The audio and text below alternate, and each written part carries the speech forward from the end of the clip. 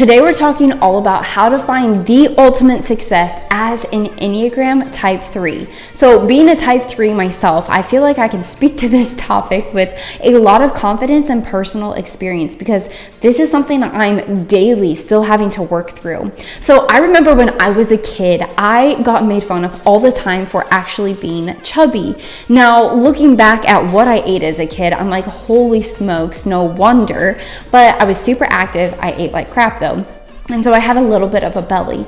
And in my little childhood brain, I thought that the way to solve this problem was to do ab workouts every single day. That's all I did. Wasn't my best idea, but it's what I went with. And so I decided to be so persistent with this, and I stuck with it. I think for over 3 months, every single day, I would do an ab workout.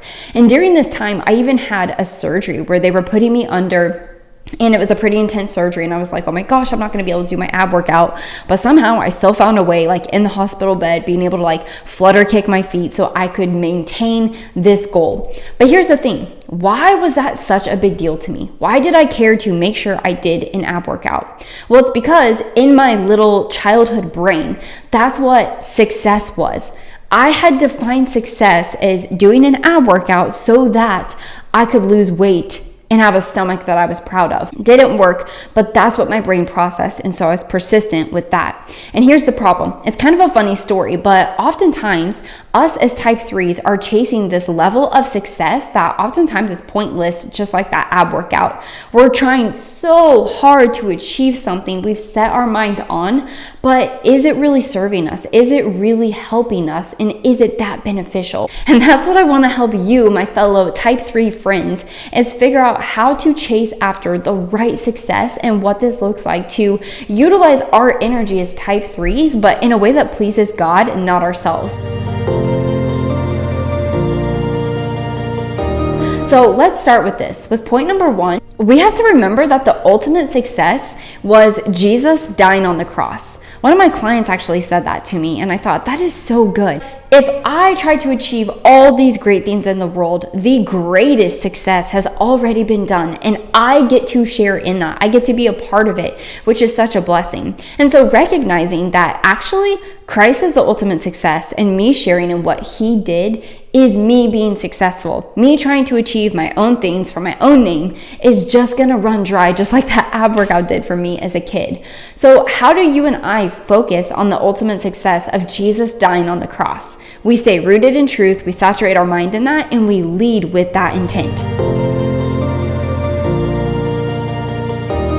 Point number 2, this is one of my favorite things because it's helped me the most with actually practically changing something, is recognizing that I can achieve and actually be more successful when I operate out of a position of obedience because of what Christ did, rather than feeling like I have to do in order to be loved. So it's no longer this, oh my gosh, I have to be successful with my company and my marriage and my household and how I run my life so that people like me. It's ditching that mindset.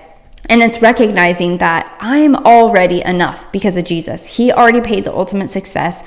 I get to just be, but because he put in a desire in me to do things and accomplish things, it's an overflow of obedience of who Christ is. And so now I get to do great things, but it's out of an overflow of obedience rather than this trying to earn a social status, position, or respect, or authority, or whatever it is in people's eyes. And it's so much more freeing, because if you don't get the results you were going after, if you don't get praises from people, it doesn't matter, because that's not what you're doing it for. You're doing it for Christ in order to make an impact on the kingdom of God. And that could be changing your baby's diaper to being a huge CEO of a company. It doesn't matter how big or small the scale is in light of the world and their perspective, but it's all about in your heart, in your connection with God, and being successful in the thing that he's called you to do. And it's the most freeing thing ever.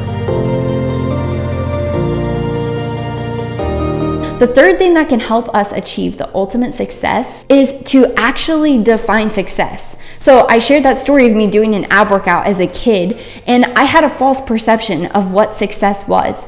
And so if you and I can take a step back from our life, just slow down for a minute and think about it. Wait, when I die, What legacy do I want to leave? What matters? Does my Instagram following really matter? Does it really matter if I achieve all of this great income and make all this money? Is that the end goal? When I die, what do I get to take with me? For me personally, impacting souls is the most important thing. Now, can having Instagram followers or money or great relationships help achieve that goal? Totally. But it's holding all of those things so loosely and not just going after these specific results, but it's defining what is actual success, and it's impacting lives one life at a time. But you have to define success for you, and it can change for all of us depending on different seasons. If you're a mom or you're a dad, maybe success right now looks like staying home and taking care with your kids. Maybe it looks like pushing through the crappy job that you're annoyed of doing, but you're doing it because you have a value of being debt-free and you're going to keep paying the bills and doing the hard things that matter. Success looks so different in every single season, but I think it's the most important thing for us as type 3s is to actually identify what is success in God's eyes, and then what do we believe is success, and is our life reflecting that? Because if we're not self-aware enough to do that, we're just going to be in this cycle of chasing success that isn't really the ultimate success. All right, friends, thank you so much for hanging out with me today. If you haven't subscribed to the YouTube channel yet, make sure you hit subscribe so you get notified every single time there's a new video. I'll catch you guys next week.